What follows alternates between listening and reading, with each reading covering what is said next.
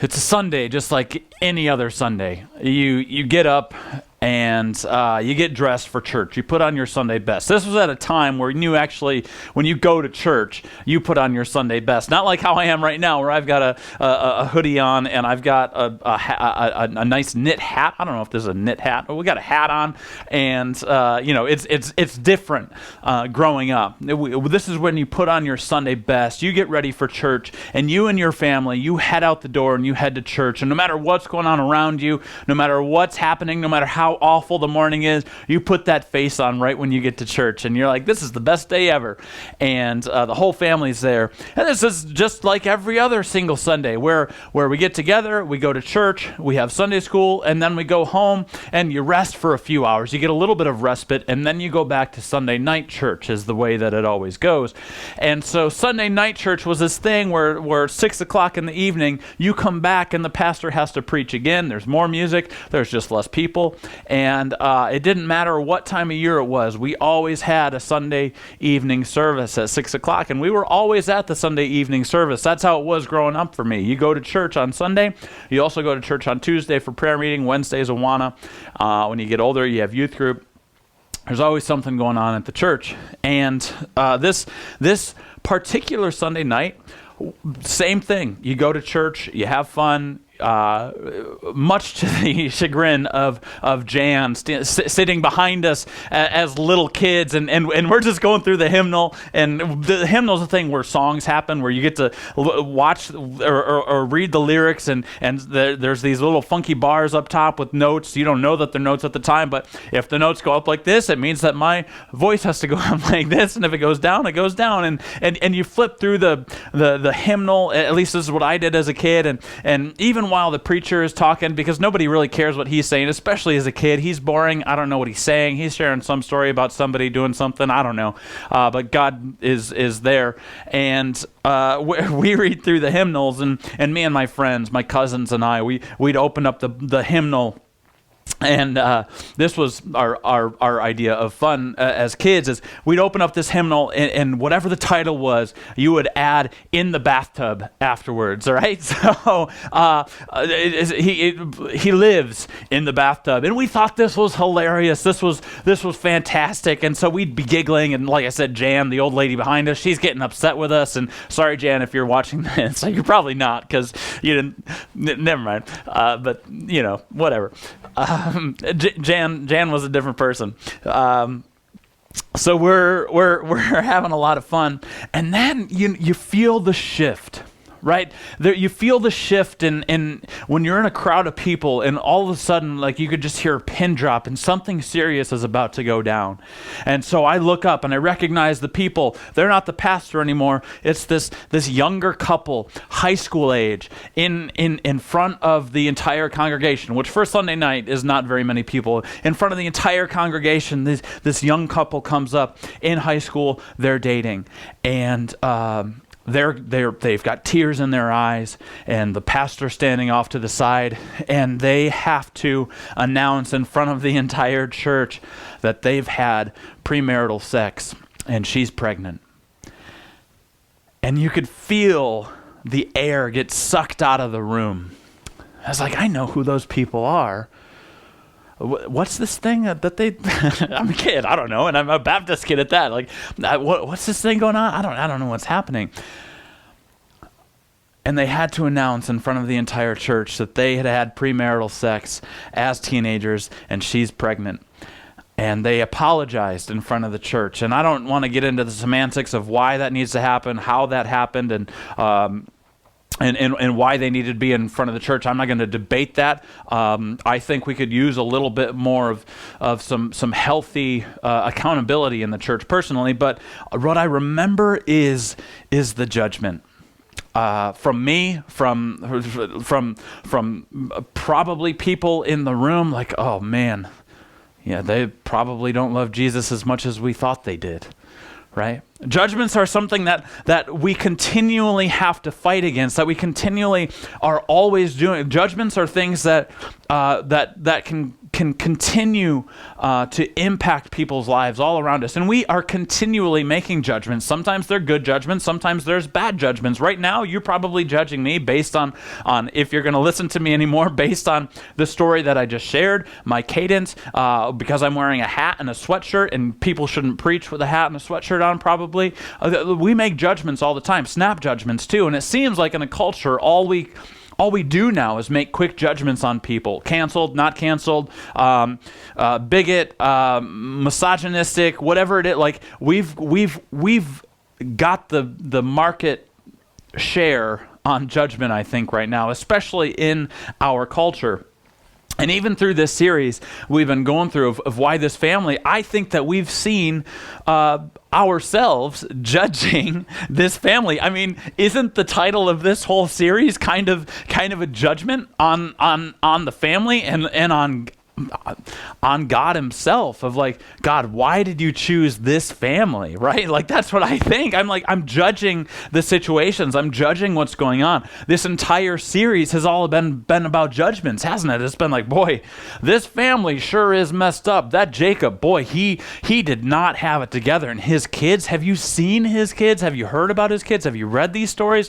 They were some messed up people. And so we go through story after story, chapter after chapter, seeing all of these things that are happening, and we're judging the crap out of these people, right? It's like, well, I would never do that. This is not me. I'm glad it was in those times and not this time. And I just got to tell you that in Genesis 38, it's the most Why This Family story that we have. And thankfully, it's the last one that we have in this series of Why This Family.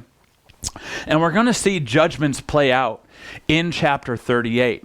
And I just want to caution us as we judge these people, as we judge this family, let's not get so caught up that this would never happen to us. We would never act that way. We would never have children that act that way for sure. We're going to make sure that our kids are raised up in the Lord and that they are always doing the right thing. And at least that's not how we are today. At least that's not how we operate in the world today. And I would be hesitant to start making those judgments on this. And anyway, we're in chapter 38 today. This is the very last Why This Family, and it's a doozy of a story.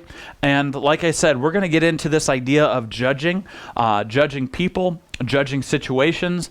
And so buckle up, because this is the last one of Why This Family. All right. It happened at that time, we were in chapter 38, starting in verse 1, that Judah went down from his brothers and turned aside to a certain Adullamite, whose name was Hira. It happened at that time, meaning at the time that we just read this passage of Joseph and getting taken away. He becomes a slave. His brothers sell him into slavery. Judah is actually the one who decided that it would be best if they sell him into slavery. And remember, this is Jacob's story. This isn't Joseph's story. This is, in chapter 37, it talked about that this was the account of Jacob and his family. So this isn't the account of Joseph. This is the account of Jacob. And so this is going to transition to another son. This is Judah. So what happens in 38 happens just after Joseph leaves. Now, it covers several years. It's not going to be a matter of a couple of days. This chapter covers several years, so you better buckle up. You better sit down and get comfortable, because we got a ways to go. Maybe. Verse 2, there Judah saw the daughter of a certain Canaanite whose name was Shua. He took her and went into her, and she conceived and bore a son, and he called his name Just try that out one time. She conceived again and bore a son, and she called his name Onan. I have an aunt, an uncle, whose last name is Onan. Yet again she bore a son, and she called his name Shelah. Judah was in Chezib when she bore him. So Judah decides to take a Canaanite wife. And we've talked about this before in this series. If you've been around, you know that marrying a Canaanite woman was not something that they looked upon with favor in this family. Yet Judah, here he is. He's making his own way. He's doing his own thing. We've already talked about the brothers, how awful they are. We spent a lot of time talking last week about how awful the brothers are. And I just want to say that we have to look at this situation, and how do we apply that to our lives? We have to make our faith our own, not our parents.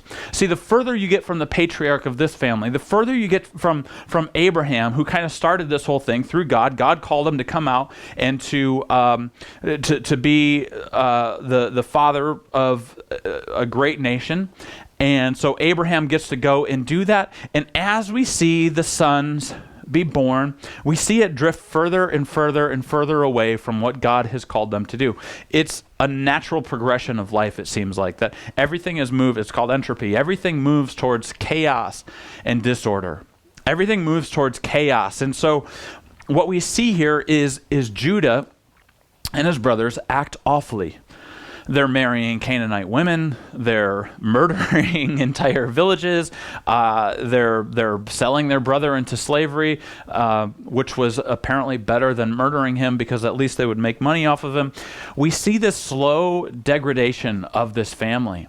And I think chapter 38 is in here partially to show the contrast between Joseph and the rest of his family. See, when we don't make our faith our own, when we make it our parents' faith or the faith of our grandparents or something like that, and we don't internalize it as our own, we are going to walk down that same path. And we see Judah and his brothers walking down that same path. The further you get from the patriarch of this family, the more blended and convoluted their faith becomes. The more blended with the culture of the time, trying to literally marry people from a different culture, and it's going the wrong direction. So you've got Abraham, who again wasn't perfect, but he followed what he was supposed to do. Then his son Isaac, also not perfect, but followed what he was supposed to do. Then you get to Jacob and Esau. Esau goes and marries a Canaanite woman. Wasn't what they wanted, but it's what happens. And then Jacob doesn't marry a Canaanite woman, but it has his own issues. And now Jacob's family, Jacob's kids, are all getting married off and not marrying anyone from that, from their homeland, from their people. And so we get this slow degradation, and that's where we get to 38. It's a slow process, but it always ends the exact same way. That was just through 5. All right. And Judah took a wife for his firstborn, and her name was Tamar. But Judah's firstborn, was wicked in the sight of the Lord, and the Lord put him to death. Talk about something escalating quickly. That escalates quickly. I don't know what he did. I have no idea what does. I have no idea why he was put to death. It just says that, well, we know why. It was that because he was wicked in the sight of the Lord, and the Lord put him to death. There's wickedness in And it's not surprising, given the things that Dad has done, right? And who he's married to. He's married to Tamar, which might be a Canaanite woman. Judah, his dad, is married to a Canaanite woman. And so the wickedness is not falling far from the tree. I don't know. I can't tell you, and there's not a commentary that's going to try to tell you what it was that was doing. I know that his name means watcher, and he could have just he could have been someone who watched awful things happen, and who knows. But he was wicked in the sight of the Lord, and the Lord put him to death. And if that bothers you, remember that God is the author of life. God is the author of life. This is not something that would be done lightly. And so we have to ask the question of what wickedness must have done to deserve death. We know the character of God. We know who God is. And if something doesn't line up with that, then we have to look at that situation and be like, okay, what do we know to be true? And what do we know, or what are we just hypothetically saying here? And we don't know. Was a wicked person. All right, we got to keep going. Then Judah said to Onan, "Go into your brother's wife." and perform the duty of a brother-in-law to her and raise up offspring for your brother. I can't read today. Basically, this is something that would happen in this time. So if the oldest son gets a wife, there's other sons involved here that are in the house or whatever. If the oldest son dies before he gives children to the wife, the custom at this time, I think it's called the levirate custom of marriage here. The custom was that the next in line, the next son, would then perform the duties, have sex with the widow, and have children for the older brother. I know that sounds kind of weird. That's just how it was. So that, and it wouldn't be the younger brother's children. It would be the heir for the oldest son. It wouldn't have anything to do with the younger brother. It was always about the oldest. And so if the oldest dies, the younger brother is supposed to take on the duties, marry this woman, and have children with her. But the children aren't necessarily his. They're not seen as his. They're seen as the brother who had died, so that they can have an heir with land. Remember, there's an inheritance at stake here. And so if he's the oldest, that means that he's got a double portion. If he's the one that has the birthright and the inheritance, all that kind of stuff, he's got a double portion in the family coming his way. And so if he's got no one to pass that along to, it goes on to the next one. So they want to make sure that he has something to pass on to this person. And so the younger brother is supposed to have sex with the wife. And that's how it goes. So that's what this verse means. It's important to have context in that. But let's see what happens. But Onan knew that the offspring would not be his. So whenever he went into his brother's wife, he would waste the semen on the ground, so as not to give offspring to his brother. And what he did was wicked in the sight of the Lord, and he put him to death also. Then Judah said to Tamar, his daughter-in-law, "Remain a widow in your father's house till Shelah, my son, grows up." For he feared that he would die like his brothers. So Tamar went and remained in her father's house. Messed up, right? God puts the second son to death because of what he did, because he decided that he was going to be selfish. He was going to use sex as his own selfish pleasure. And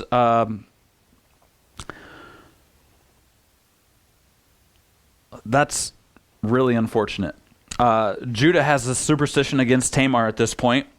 And with good reason. Judah is saying, look, my two sons are now dead after marrying Tamar. So my two oldest sons are now dead. I think there's something wrong with Tamar. It doesn't say that in the Bible. It says that because of the wickedness that the two sons have done, that's why they're dead. But Judah, being a dad, doesn't see the wickedness of his own son. So he's like, well, this must be because of Tamar. So let's blame Tamar. Why don't you go live with your father for a little while? And once my youngest son, Shelah, once he grows up, then he's yours. You guys can marry and you can finally have the children that you need. Widows in this time have no rights whatsoever. Women in general have no rights whatsoever. Widows especially don't have rights. It doesn't make sense. Culturally, it doesn't make sense. Why don't the widows have any rights right now? Why do they have to stay with the father-in-law and make sure that one of the sons will then marry and give an inheritance? It doesn't make sense. And the danger is we can look back at these things culturally and be like, well, that doesn't make sense. That's stupid. I don't understand why they would do that. And we can look at cultures and say those things, but I wonder what are some of the things that we do culturally that don't make any sense, right? I see people taking pictures of their food at restaurants. I see people taking pictures of pets like their children, and which is, well, if you want to do that, that's fine, I suppose. But we have some of these things culturally that don't make sense today. And so we can look back at something and be like, well, that doesn't make any sense. Why would they do that? And I'm sure 150, 200 years, maybe even 50 years from now, we're going to look back, or people are going to look back at this and be like, why did they do it that way? That doesn't make any sense.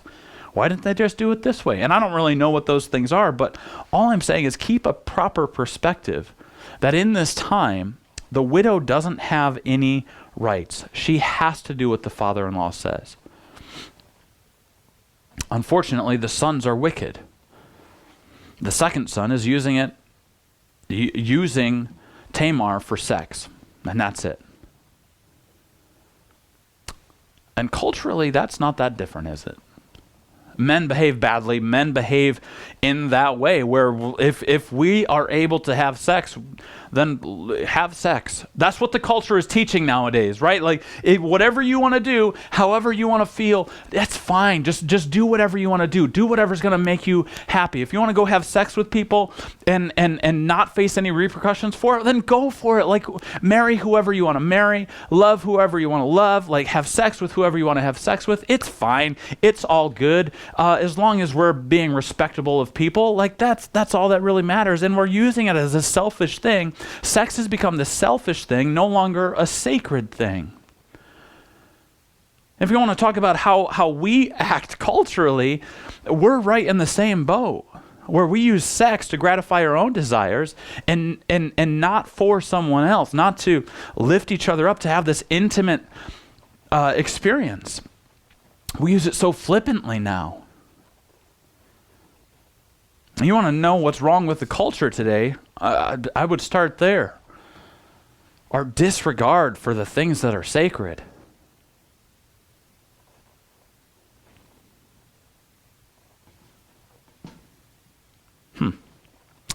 In the course of time, the wife of Judah, Shua's daughter, died.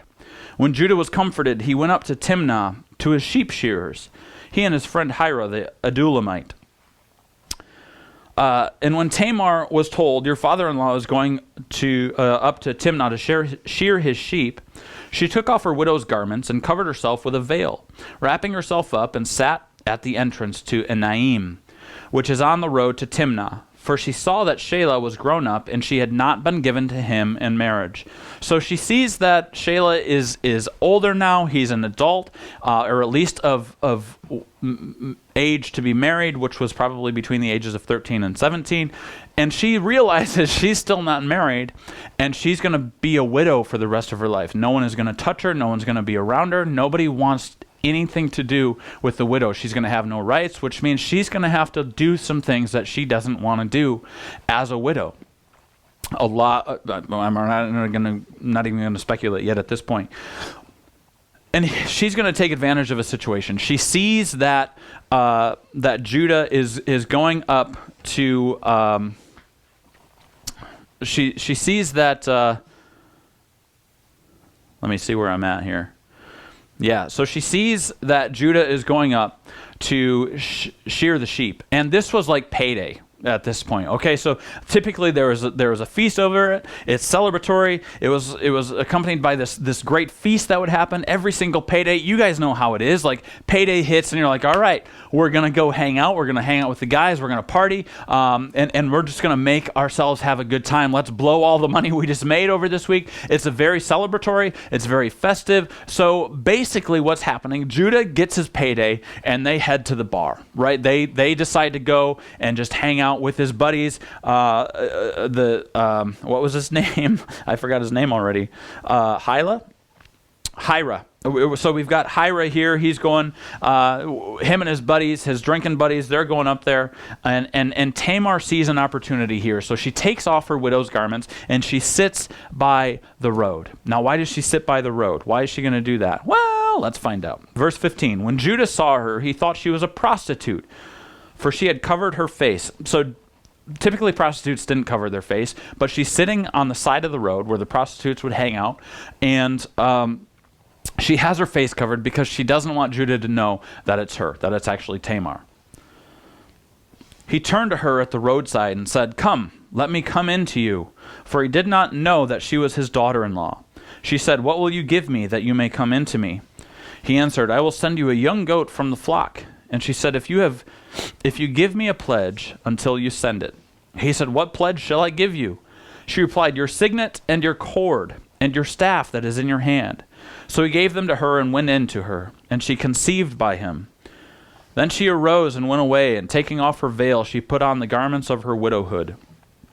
When Judah sent the young goat by his friend the Adullamite to take back the pledge from the woman's hand, he did not find her.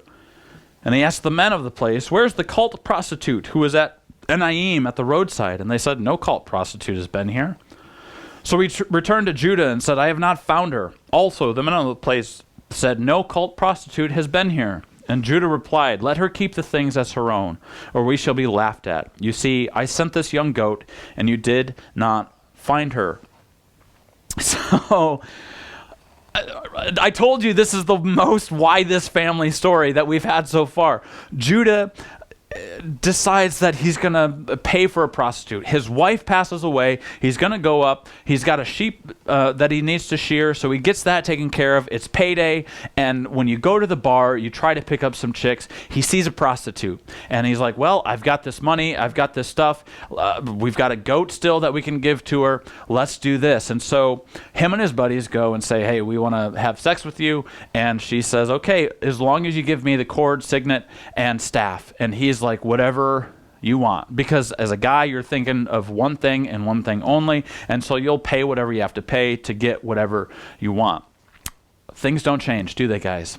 Not very much. And so he does that. He gives her the cord, signet, and staff. And these are like his driver's license and credit card. That's the equivalent of today. The signet was this thing that when you had to make decisions and you had to put your approval on it, there would be a signet on this little scroll thing. You'd usually wear it around your neck. The cylinder, not a scroll, cylinder thing. And you would put it on a piece of clay as it was still drying or whatever, to signify that you are approving this. And so he gives this to her. So she has this thing of him. She's got his driver's license and she's got his credit card.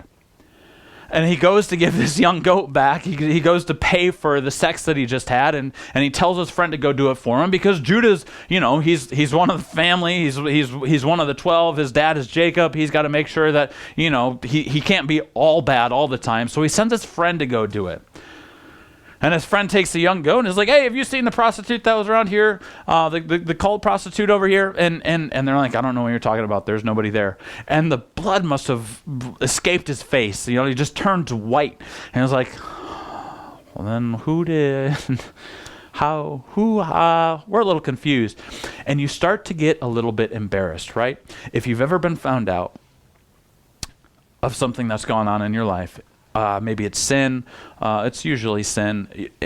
And then there's the moment that comes where you're found out and it just like everything sinks. You start to sweat a little bit. That's probably what's happening here, especially when his buddy comes back to tell him that she hasn't been around and we don't know who that was. And he's like, okay, let's just keep this under wraps. This never happened. We got the goat. She's got my stuff. I can get another credit card. I just got to call the company, whatever. Let's just take care of ourselves. We still have our pride here. We still have to cover up this little indiscretion that I did, okay? And that's Judah. That's Judah. So let's see how this ends. About 3 months later, Judah was told, Tamar, your daughter-in-law, has been immoral. Moreover, she is pregnant by immorality. And Judah said, bring her out and let her be burned. As she was being brought out, she sent word to her father-in-law, by the man to whom these belong, I am pregnant. And she said, please identify whose these are, the signet and the cord and the staff. Then Judah identified them and said, she is more righteous than I, since I did not give her to my son Shelah, and he did not know her.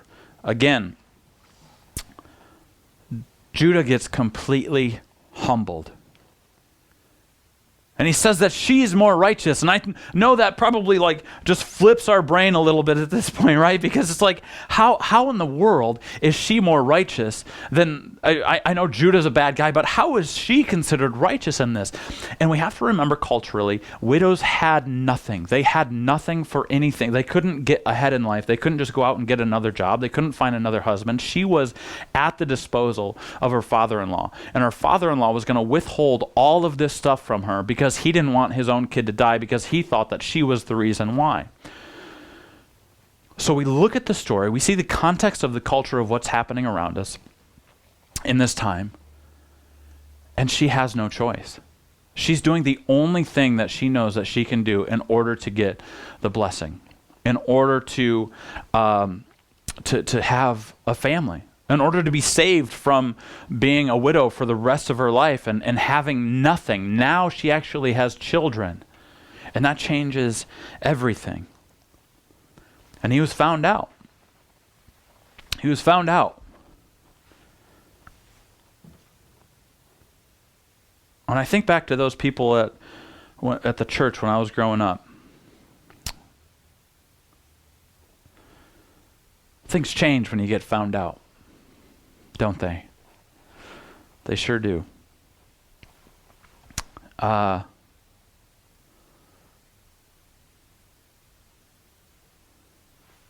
We're a little bit more apologetic when we're implicated, don't we? We get a little bit more, we show a little bit more grace, we show a little bit more mercy when we're also implicated. Judah wanted to kill Tamar. He was like, okay, she's had sex with someone outside of my son Shelah, so she's got to be burned. She's pregnant, she's got to be burned. That's the way it goes. And meanwhile, he's had his own indiscretion from the past. He's had sex with someone who he thought was a prostitute. It turns out to be her. My, how his tone changes once he sees that it's actually her. See what I mean about judgments? This chapter is filled with judgments, both from our perspective of reading it. First, I'm thinking, boy, Tamar, she's something else. She's probably not that great of a lady. And then on to Judah, being like, no, Judah's the one who deserves judgment because he's the one who is withholding everything.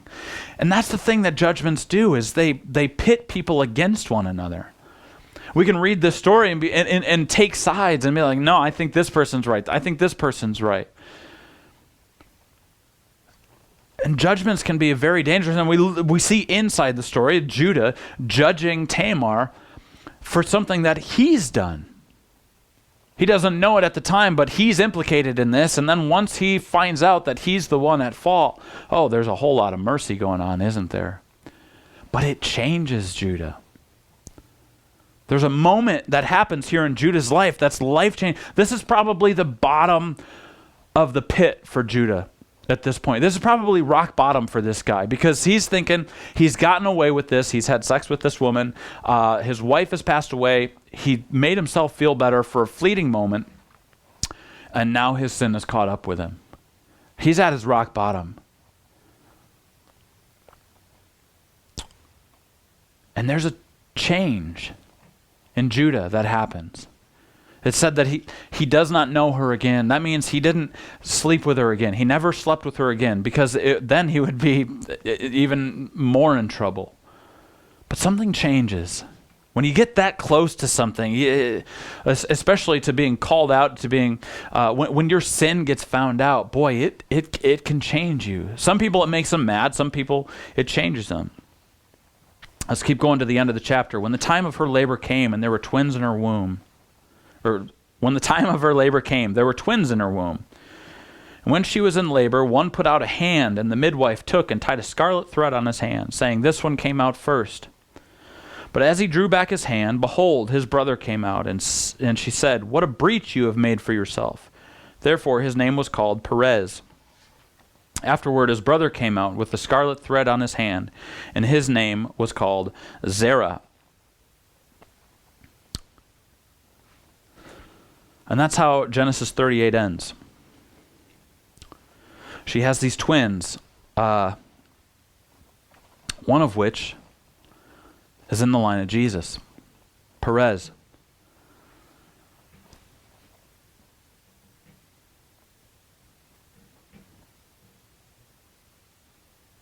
So what do we do with this story? I think judgment is an underlying theme of this story, specifically in the case of Judah. Judgments are going to happen all the time with us. We judge things all the time. Like I said in the beginning, you're judging me for my sweatshirt, if I'm speaking okay, if there's this, if there's that. We judge how good coffee tastes, if wherever we get it from. We judge what we're going to wear based on the weather. We judge whether we should go into an abandoned building or not. We judge whether we should eat at this restaurant or that restaurant. Judging is not something necessarily that's always bad. We tend to have this negative connotation on it. People are always going to be like, hey, don't judge me. I don't want you you to judge me. You shouldn't judge me. You shouldn't judge me. And most people who say that, most of the people who say, oh, don't judge me, you shouldn't be judging me like this, is because they have something that they should probably be judged about. Just saying. How many times do you be like, don't judge me, but yada, yada, yada. Don't judge me, but I think the Lions are going to win this week. That's a bye week. Ha, ha, ha. Right? Like, I'm going to judge you based on that. Judgments happen all the time. And I don't think judging is necessarily the wrong thing to do, mostly. In fact, the Bible tells us, I know this is going to be maybe a shock to some, the Bible actually does instruct us to judge. It also tells us not to judge. So it's a little bit convoluted, right? A tiny bit convoluted. Here's what the Bible says. In 1 Corinthians 4, it says that God judges the things hidden in the darkness and discloses the purpose of the heart. So he says that, that's Paul that was saying, he's like, don't judge the intention. Don't judge the heart. You can't judge the heart. Only God knows what happens on the heart. He goes on to say in 1 Corinthians 5, in 1 Corinthians 5, there's some sexual immorality that's happened in the church. And he says in 1 Corinthians 5 to judge those in sin inside the church, not outside the church. He's saying, cast this guy out. He's having sex with, I forget who he's having sex with. Somebody that was very close in relation. I'll have to look it up again later. But he's having sex with someone. And so the church is saying, or Paul is saying to the church, you have to judge him. He has to get thrown out because he's not repenting of his sin. He's a cancer to the church. He needs to get thrown out. And I know today in our society, in this post-modern, everybody's feelings matter, like let's just make everybody feel good type of society, that can sound harsh, but there has to be judgment when sin is involved. So what we have to do is judge sinful actions, not intentions. And this is where it gets difficult because a lot of the times we're going to blur the line between what the action is and what the intention is. I do this all of the time, you guys. If I'm going to judge anything, I judge not just the action, but also what I perceive to be the intention. And we can have the wrong perception on intentions because based on feelings that we have. So if I don't like someone, I'm going to assume that their intentions towards me are wrong or are bad and that I should be in the right. So I'm going to judge that person's intentions based on how I feel about them, and I won't necessarily judge the action. It's incredibly difficult to judge the actions and not the intentions, which is why I think we just throw a blanket over everything and say, don't judge, because Jesus told us not to judge. Do not judge, he said in Matthew 7. Lest you be judged. It's like, be careful how you judge, is what Jesus is saying. Careful that you don't just judge someone, because whatever that judgment is, it's going to be, whatever the measure is that you judge is how you're going to be judged. So judge sinful actions, not intentions. We throw this blanket statement on because it's hard just to judge sinful actions. And we know that we're human beings and we're flawed. And we're like, who am I to judge that person? I'll tell you who you are. If you're a follower of Christ, I want people to tell me if I'm sinning. I don't want people to tell me that, but it's necessary for people to tell me if I'm sinning. If I'm doing something wrong, it's necessary for you to tell me as a believer, to tell me if there's sin in my life that you see. And maybe we can have a conversation about it. But see, we get so riled up and we get so defensive about everything that nobody can have conversations anymore. And so we're like, just don't judge anything. If you want to come into our church and be whatever you are and be however you want to be and not change your life at all, that's fine. I don't want to judge you. I don't want to judge the situation that you're in. But if you're a believer today, if you call this your church home, we have a responsibility to one another to judge sinful actions.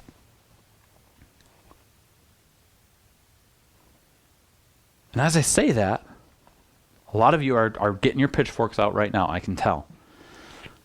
Because you're ready to judge somebody. You're like, finally, we have the opportunity. We have the permission to go judge. Judge with grace and understanding. Judge with grace and understanding. Judah did not judge with grace and understanding until he was implicated. Do you notice that? Judah, he wanted to make sure that that she was judged according to the things that she did. And he was judging her actions. And he was right to judge her the way that he did. In the grand scope of things, he had every opportunity to judge her and condemn her to death because that was in the law at the time. If you committed adultery, you could be put to death. And so he was carrying out a judgment against her, but he wasn't using grace and understanding until he was implicated. Until he was implicated. I think for us, if we're going to judge people, if we're going to judge people in the church, if we're going to judge sin, we have to do it with grace and understanding. It's going to combat that not judging intentions. Hopefully we have grace for people. Hopefully we have understanding of people and saying, what have you gone through? How have you gone through it? And thankfully we have a model in Jesus Christ. In John chapter 8, starting in verse 2, this is a very well-known story. There's a story about Jesus. It says, early in the morning, he came again to the temple. This is Jesus who came again to the temple. All the people came to him and sat down, and he taught them. So Jesus is in the temple, or he's at the temple, and all these people come to him for teaching. The scribes and the Pharisees brought a woman who had been caught in adultery, and placing her in the midst, they said to him, "Teacher, this woman has been caught in the act of adultery. Now in the law, Moses commanded us to stone such a woman. So what do you say?" So he's like, Jesus, here's what we see has happened. We happened upon this woman caught in adultery. No, you probably just set this whole thing up so that you could try to catch Jesus. They were looking for a way to condemn Jesus at this point. They were looking for a way to judge Jesus.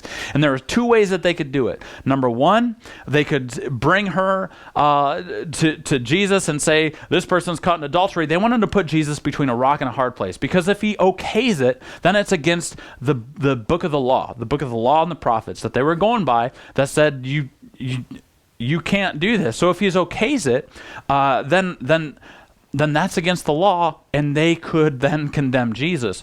Or they could make him look bad. And if Jesus condemns her to death, it's like, see, he's not a compassionate person. They were trying to catch him in a trap. Now, what they forgot to realize is that whoever the witnesses were of this, those are the ones who would be the one that would have to stone her. Whoever caught her in the act would have to also confess that they were implicated in this. You don't just randomly catch someone in the act. Not too many times do you just walk down the street and see people having sex, not even in Las Vegas. It was a setup. This they said to test him, that they might have some charge to bring against him. See, I'm not wrong. Jesus bent down and wrote with his finger on the ground. And as they continued to ask him, he stood up and said to them, "Let him who is without sin among you be the first to throw a stone at her." And once more he bent down and wrote on the ground. I don't have the other three verses. The story goes on to say that one by one, starting with the oldest to the youngest, they put down their stones and they walk away. And Jesus brings up the prostitute, or the woman caught in adultery, not even a prostitute. And he says, "See, there's nobody around here to condemn you. Neither do I. Now go and sin no more." He didn't deny that she was sinning. He didn't deny that she was a sinful person. But he said, look, no one's condemning you. I don't condemn you. Go and sin no more.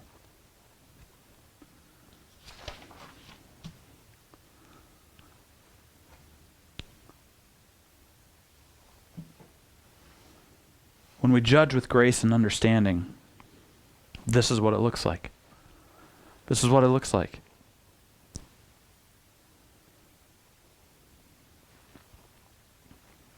We don't excuse sin, but we show grace and understanding. Was he within his rights to say, yep, she sinned, condemn her? throw rocks. Yeah. Yeah, he could have done that. But that's not who Jesus is. I'm thankful for that. And when we go to judge someone and we see the sin in their lives, we need to see people the way that Jesus sees people.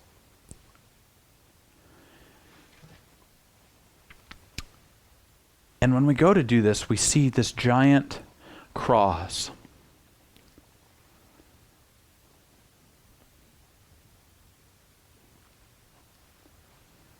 In front of the person.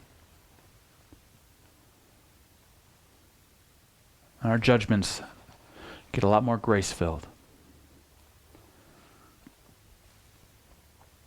And we start to understand a little bit more. We're so flippant with our judgments. Tamar, she was just as bad as Judah. She had sex with her father-in-law. Judah, he's the worst, man. He had sex with his daughter-in-law. He paid a prostitute for sex. Oh man, those are some bad people.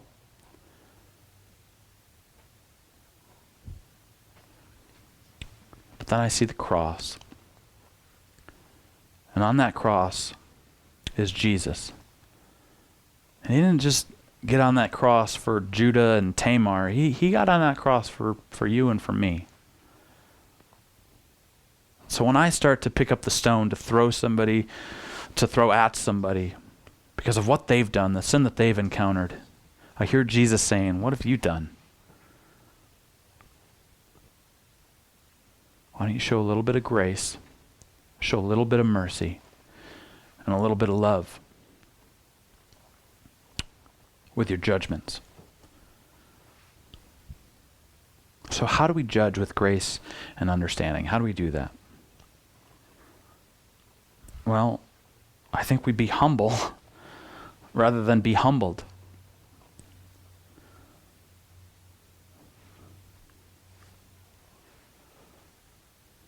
I think we seek to understand.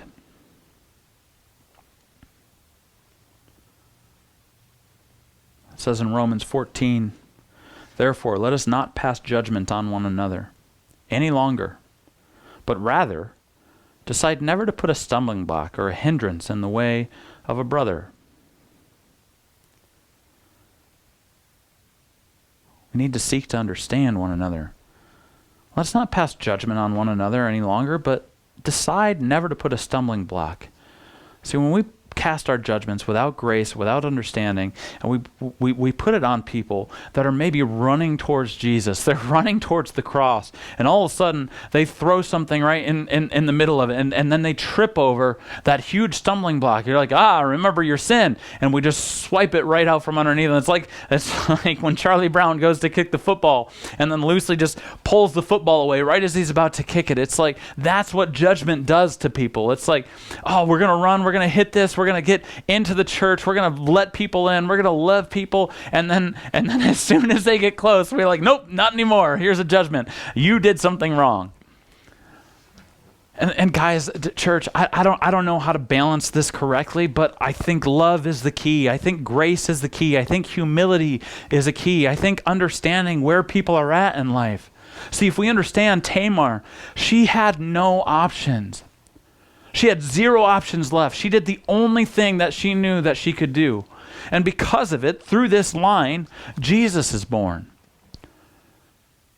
So we can just look at the situation, look at it and be like, oh my word, she had sex with her father-in-law. She even dressed up as a prostitute and did this thing. Yeah, but we need to understand the position that she was in and how she got there. So many of us, if you don't look like me, if you don't act like me, then I'm going to have to pass judgment on you that you're different, you're wrong, and you're living in sin. I don't know what's going on in your life, so I'm going to be very cautious when I go to pass judgment on people. And if I need to, it's going to be done in grace and with understanding. What is it like to be you? What is it like to walk in your shoes?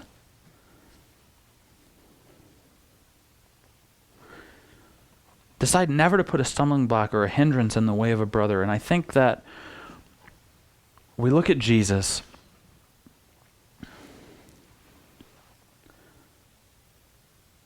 We look at this example in John chapter 8. The Pharisees wanted to judge, to condemn, to bring death. Judah was about to judge, to bring death. But Jesus' judgment was to give life. I think that's the key for you and I today. Are we judging someone to bring condemnation? Are we judging someone to bring life? See, Jesus called out people for their sin. He didn't just let sin continue on. He was righteous. He was right. He was the proper judge. But he did it in a way that gave life to people.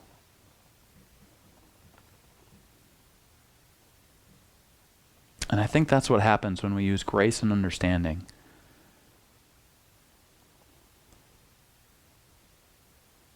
To judge those around us. And I know it sounds wild to even say that right now, that we should be judging people. It's inside the church. It's those we know, those that we're close to, and it's with grace and understanding and to give life, not to condemn. If you can do that,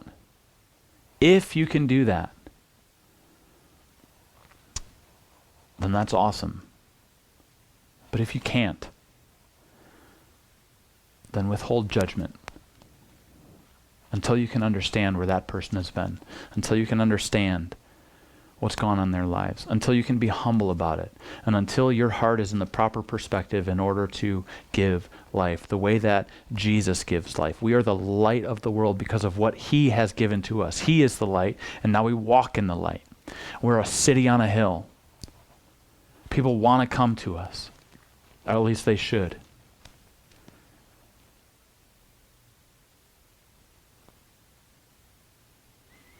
Father, I pray that we would be a church that loves unconditionally. That we stand up for truth, we stand up for what's right. But Lord, that we would do it with all of your grace, with all of your mercy, God, and with all of the understanding of where somebody else is at in life. God, may that be